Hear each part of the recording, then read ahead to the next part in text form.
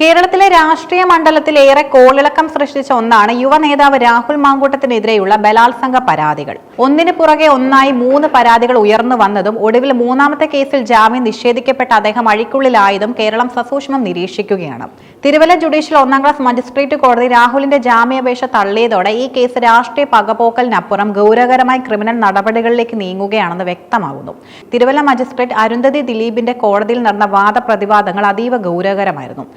അടച്ചിട്ട കോടതി മുറിയിൽ നടന്ന വാദത്തിൽ പ്രോസിക്യൂഷൻ നിരത്തിയ തെളിവുകൾ കോടതിയെ ബോധ്യപ്പെടുത്തുന്നതിൽ വിജയിച്ചു. രാഹുൽ മാങ്കൂട്ടത്തിൽ സമൂഹത്തിൽ വലിയ സ്വാധീനമുള്ള വ്യക്തിയാണെന്നും പുറത്തിറങ്ങിയാൽ അദ്ദേഹം സാക്ഷികളെ സ്വാധീനിക്കാനോ അതിജീവിതയെ ഭീഷണിപ്പെടുത്താനോ സാധ്യതയുണ്ടെന്നും പ്രോസിക്യൂഷൻ വാദിച്ചു. ഡിജിറ്റൽ തെളിവുകൾ നശിപ്പിക്കപ്പെടാനുള്ള സാധ്യതയും അന്വേഷണ സംഘം കോടതിയെ ബോധിപ്പിച്ചു. പ്രതിക്കെതിരെ സമാനമായ പരാതികൾ ആവർത്തിച്ചു വരുന്നത് ഗൗരവകരമായ ക്രിമിനൽ സ്വഭാവത്തെയാണ് സൂചിപ്പിക്കുന്നതെന്നും കോടതി വിലയിരുത്തി.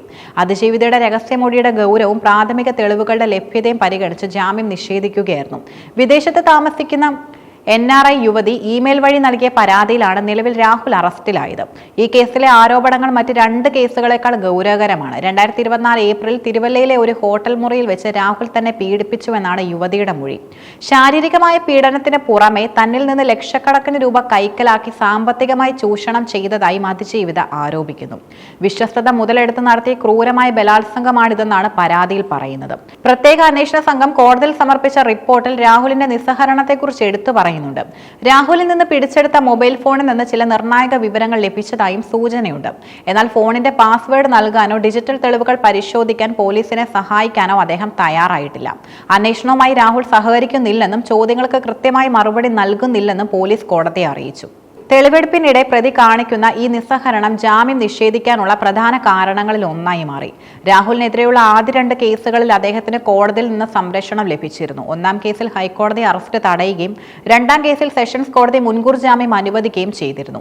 ഈ ആത്മവിശ്വാസത്തിൽ നിൽക്കുമ്പോഴാണ് അപ്രതീക്ഷിതമായി 3ാം പരാതി ഉയർന്നത്.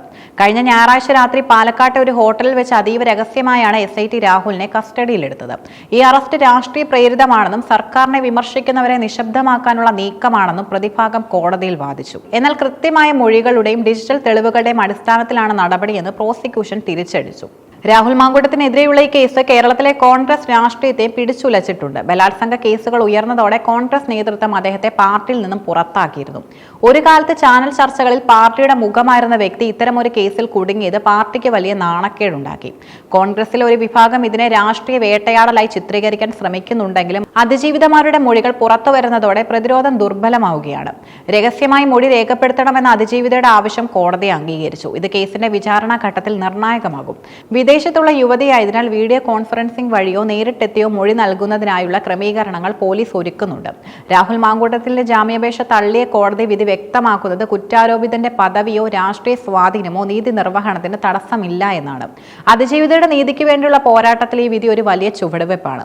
വരും ദിവസങ്ങളിൽ ഹൈക്കോടതിയെ സമീപിക്കാനാണ് രാഹുലിന്റെ അഭിഭാഷകരുടെ തീരുമാനം. എങ്കിലും ശാസ്ത്രീയ തെളിവുകളും അതിജീവിതയുടെ മൊഴിയും രാഹുലിന് മുന്നിൽ വലിയ വെല്ലുവിളിയായി തുടരുന്നു. നീതിപീഠത്തിന്റെ കർശന നിലപാട് സമാനമായ കേസുകളിൽ ഇരയാക്കപ്പെടുന്നവർക്ക് വലിയ ആത്മവിശ്വാസം നൽകുന്നതാണ്. രാഷ്ട്രീയത്തിനപ്പുറം ഒരു സ്ത്രീയുടെ അന്തസ്സും നീതിയും ഉയർത്തിപ്പിടിക്കുന്ന ഒന്നായി ഈ കേസ് മാറിയിരിക്കുന്നു. നിലവിൽ പോലീസിന് ലഭിച്ച രാഹുലിന്റെ മൊബൈൽ ഫോൺ ഒരു പ്രധാന തെളിവാണ്. ഇതിന്റെ പാസ്വേഡ് നൽകാൻ പ്രതി തയ്യാറാകാത്ത സാഹചര്യത്തിൽ ഫോൺ തിരുവനന്തപുരത്തെ സ്റ്റേറ്റ് ഫോറൻസിക് സയൻസ് ലാബിലേക്ക് അയച്ച് ശാസ്ത്രീയമായി അൺലോക്ക് ചെയ്യാനാണ് SITയുടെ തീരുമാനം. അതിജീവിതയുമായി രാഹുൽ നടത്തിയ വാട്സപ്പ് ചാറ്റുകൾ, ഇമെയിൽ സന്ദേശങ്ങൾ, ഫോൺ വിളികളുടെ വിവരങ്ങൾ എന്നിവ വീണ്ടെടുക്കുന്നതിലൂടെ പീഡന ആരോപണത്തിന് കൂടുതൽ ബലമേകാൻ കഴിയുമെന്ന് പോലീസ് വിശ്വസിക്കുന്നു. വിദേശത്തുള്ള NRI യുവതിയുടെ രഹസ്യമൊഴി മജിസ്ട്രേറ്റിന് മുന്നിൽ രേഖപ്പെടുത്തുന്നതാണ് അടുത്ത പ്രധാന ഘട്ടം. കോടതി ഇതിന് അനുമതി നൽകിയിട്ടുമുണ്ട്. യുവതി നേരിട്ട് കേരളത്തിൽ എത്തുകയോ അതല്ലെങ്കിൽ നിയമപരമായി മറ്റ് സാങ്കേതിക മാർഗങ്ങളിലൂടെ മൊഴി നൽകുകയോ ചെയ്യും.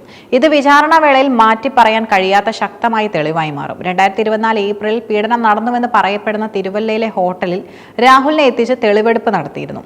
ഹോട്ടലിലെ രജിസ്റ്റർ വിവരങ്ങൾ, CCTV ദൃശ്യങ്ങൾ, അവിടെ ഉണ്ടായിരുന്ന ജീവനക്കാരുടെ മൊഴികൾ എന്നിവ പോലീസ് ശേഖരിച്ചു. കൂടാതെ അതിജീവിതയിൽ നിന്ന് രാഹുൽ കൈക്കലാക്കിയെന്ന് പറയുന്ന പണത്തിന്റെ സ്രോതസ്സും ബാങ്ക് ഇടപാടുകളും പരിശോധിക്കാനായി ബാങ്ക് രേഖകളും SIT ആവശ്യപ്പെടുന്നതാണ്. ജാമ്യം നിഷേധിക്കപ്പെട്ട സാഹചര്യത്തിൽ തെളിവുകൾ നിരത്തി പ്രതിയെ കൂടുതൽ ദിവസം കസ്റ്റഡിയിൽ വാങ്ങി ചോദ്യം ചെയ്യാനും SIT നീക്കം നടത്തുന്നുണ്ട്. രാഹുലിന്റെ നിസ്സഹരണം കോടതിയിൽ ചൂണ്ടിക്കാട്ടി കൂടുതൽ ചോദ്യം ചെയ്യലിന് അനുമതി തേടാനാണ് പോലീസിന്റെ തീരുമാനം. ചുരുക്കത്തിൽ ശാസ്ത്രീയ തെളിവുകളും സാഹചര്യ തെളിവുകളും പരമാവധി ശേഖരിച്ച് കുറ്റപത്രം വേഗത്തിൽ സമർപ്പിക്കാനാണ് അന്വേഷണ സംഘം ലക്ഷ്യമിടുന്നത്.